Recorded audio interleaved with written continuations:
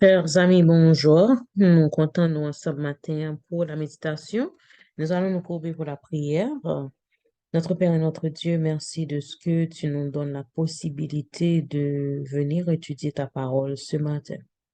Merci de nous avoir réveillés, de nous avoir permis de commencer cette journée avec des cris de joie. Nous avons chanté, nous t'avons donné des louanges, Seigneur, même par nos actions, même par notre volonté de te servir. Et nous sommes contents de ce que tu es déjà parmi nous en ce moment pour nous aider, pour nous apprendre, pour nous éduquer, pour nous montrer le chemin, pour nous guider, pour nous, Seigneur, donner des directives pour cette journée. Parce que le plan de cette journée est entre tes mains. Nous connaissons que nous avons des plans personnels, mais pas quitter nous passer à côté de ta mission pour nous aujourd'hui. L'ouvrir les yeux, nous, pour nous comprendre qui sauve nous faire. Aidez-nous pour nous pas tomber dans la tentation. Aidez-nous pour nous vivre, l'un à l'autre en fraternité, avec beaucoup d'amour. Aidez-nous pour nous pardonner les uns les autres. Et béni travail nous pour le faire aujourd'hui. Au nom de Jésus, nous te prions. Amen. Chers amis, jeudi, mardi 16 mai 2023, nous avons comme titre un mensonge pas subtil. Nous avons songé que semaine ça, c'est le sabbat et la fin qui importe le sabbat gagné et pour ce temps de la fin. Et le verset à mémoriser pour cette semaine, c'est Éphésiens 3, verset 9. Et de mettre en lumière quelle est la dispensation du mystère caché de tout temps en Dieu qui a créé toutes choses. C'est Dieu qui a créé toutes choses. Le sabbat, c'est le mémorial de la création. Et je dis à la étudier, un mensonge, parce que hier, nous avons étudié déjà comment la création, déjà, c'est gagné le sabbat dès la création. C'est pas un sabbat seulement pour les Juifs, c'est un sabbat pour l'humanité dès sa création et jusqu'au dernier jour, même dans l'éternité, nous avons gagné le sabbat. Maintenant, pour commencer cette étude, nous allons lire Psaume 33, verset 6, Psaume 33, verset 9 et Hébreu 11, verset 3. Psaume 33, verset 6. Les cieux ont été faits par la parole de l'Éternel et toute leur armée par le souffle de sa bouche. Psalmiste dit nous que c'est la parole de l'Éternel qui a créé les cieux et toute leur armée. Et Psaume 39, verset 9, 133, verset 9 dit nous, car il dit et la chose arrive, il ordonne et elle existe. Hébreu 11, verset 3, c'est par la foi que nous reconnaissons que le monde a été formé par la parole de Dieu, en sorte que ce qu'on voit n'a pas été fait de choses visibles.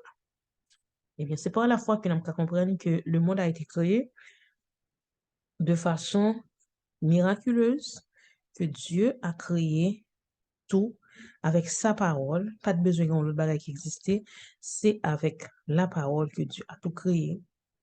Et c'est dans 7 jours littéraux que le monde, bon Dieu a créé tout en 6 jours et le 7e jour, il s'est reposé pour montrer le cycle hebdomadaire comme nous l'avons étudié hier. En pile fois, gagner des tentatives pour essayer de mettre en union entre la science et la religion, qui veut dire nous que oui, c'est vrai que Dieu a tout créé, mais c'est pas dans 7 jours de 24 heures, mais c'était plutôt sur des périodes de millions, de milliards d'années, et que période ça n'a pas nécessairement un jour littéral. Et il dit que c'est vrai, bon Dieu, c'est première cause de la première, c'est la cause de la première création, mais tu es supposé qu'il y ait plusieurs années pour que la vie développe. Et le processus, ça, son processus évolutif. Eh bien, nous sommes les passages, ça a montré que la vérité, la Bible est claire. Dieu dit et la chose arrive. Il ordonne et elle existe. C'est par la foi que nous sommes capables de reconnaître que le monde a été formé par la parole de Dieu. Et en pile monde, ouais que en création faite sur des millions d'années, pour être capable, des milliards d'années, pour être capable d'asseoir la théorie de l'évolution.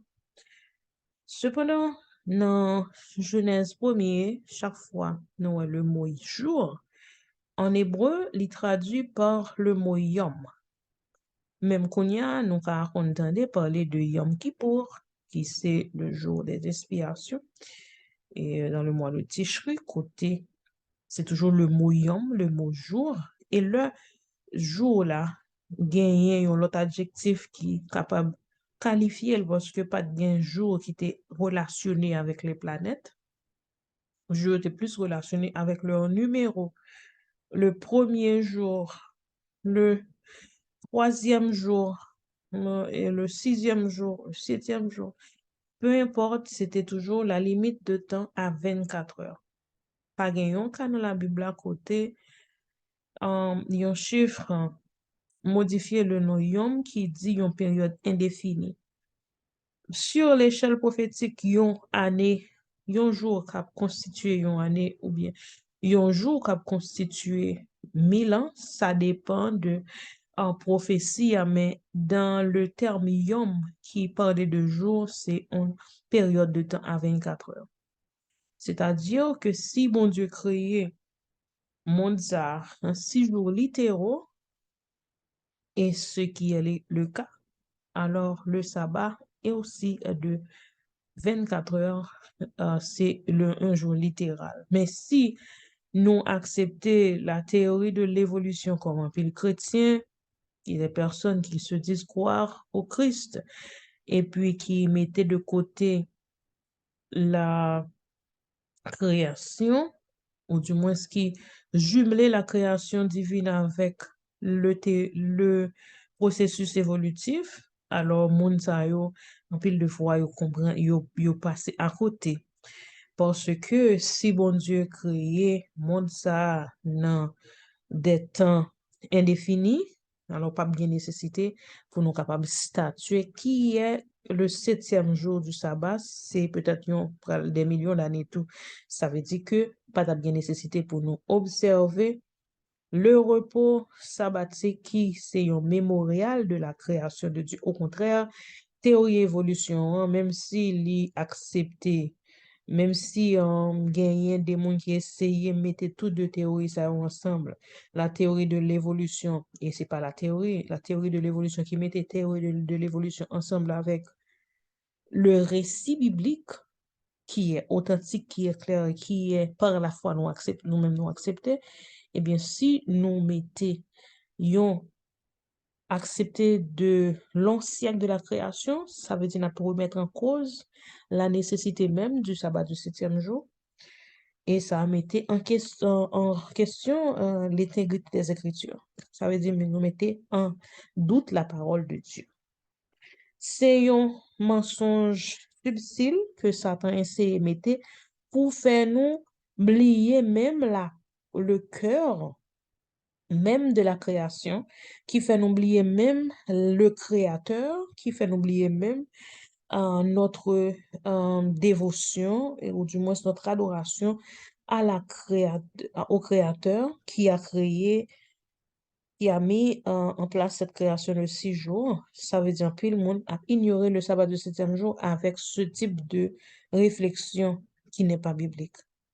C'est ça que fait en pile fois gagner maintenant des chrétiens qui acceptaient le mensonge.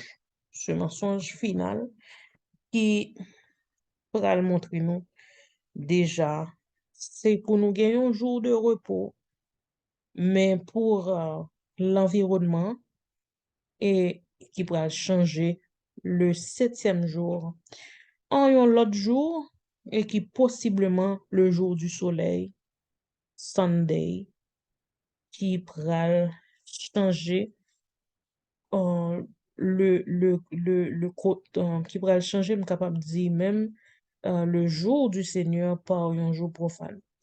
C'est un mensonge pas si subtil, un mensonge qui essayait de passer de façon très douce pour capable de faire nous penser que le Créateur n'a pas créé le monde en 7 jours, en 6 jours littéraux, il ne s'est pas reposé un septième jour qui est un jour de 24 heures, mais la Bible nous l'affirme et c'est confirmé depuis la Genèse jusqu'à l'Apocalypse que le sabbat du 7e jour, le jour du repos du Seigneur, c'est une bénédiction pour nous qu'à songer que c'est notre Créateur et aussi c'est notre Rédempteur, c'est notre Libérateur.